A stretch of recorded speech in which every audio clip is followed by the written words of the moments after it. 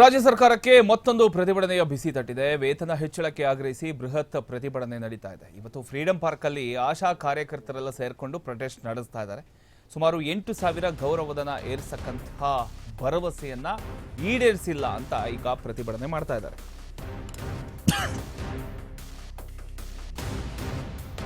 ರಾಜ್ಯ ಸರ್ಕಾರಕ್ಕೆ ಮತ್ತೊಂದು ಪ್ರತಿಭಟನೆಯ ಬಿಸಿ ತಟ್ಟಿದೆ. ವೇತನ ಹೆಚ್ಚಳಕ್ಕೆ ಆಗ್ರಹಿಸಿ ಈಗ ಬೃಹತ್ ಪ್ರತಿಭಟನೆಗೆ ಮುಂದಾಗಿದ್ದಾರೆ.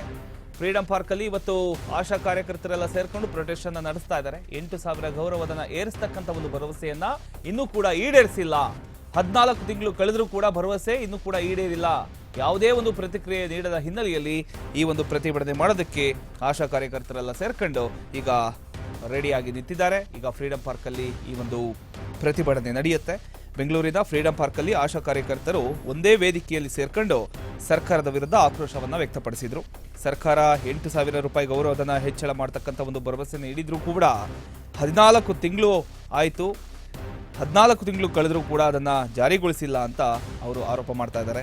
ಇನ್ನು ಆರೋಗ್ಯ ಕ್ಷೇತ್ರದಲ್ಲಿ ನೆಲಮಟ್ಟದಲ್ಲಿ ಸೇವೆ ಸಲ್ಲಿಸತಕ್ಕಂಥ ಆಶಾ ಕಾರ್ಯಕರ್ತರು ಕೋವಿಡ್ ಸಮಯ ಸೇರಿದಂತೆ ಹಲವು ಸಂಕಷ್ಟ ಸಂದರ್ಭಗಳಲ್ಲಿ ಪ್ರಮುಖ ಪಾತ್ರವನ್ನ ವಹಿಸಿರ್ತಕ್ಕಂಥದ್ದು ಎಲ್ಲರಿಗೂ ಗೊತ್ತಿರತಕ್ಕಂಥ ವಿಚಾರ. ಆದರೆ ಅವರ ವೇತನ ಮತ್ತು ಸೌಲಭ್ಯಗಳ ವಿಚಾರಕ್ಕೆ ಅಂತ ಬಂದ್ರೆ ಸರ್ಕಾರ ನಿರ್ಲಕ್ಷ್ಯ ಯಾಕೆ ತೋರ್ತಾ ಇದೆ ಅನ್ನೋದು ಪ್ರಶ್ನೆ.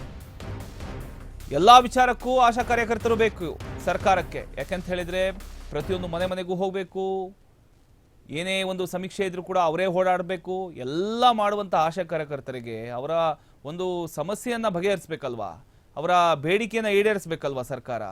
ಆದರೆ ಈಡೇರಿಸಿಲ್ಲ. ಆ ಒಂದು ಕಾರಣದಿಂದ ಎಲ್ಲ ಕೆಲಸ ಕಾರ್ಯಗಳೆಲ್ಲ ಬಿಟ್ಟು ಇವತ್ತು ಬಂದು ಫ್ರೀಡಂ ಪಾರ್ಕಲ್ಲಿ ಕೂತ್ಕೊಳ್ಳುವಂಥ ಪರಿಸ್ಥಿತಿ ನಿರ್ಮಾಣ ಆಗಿದೆ.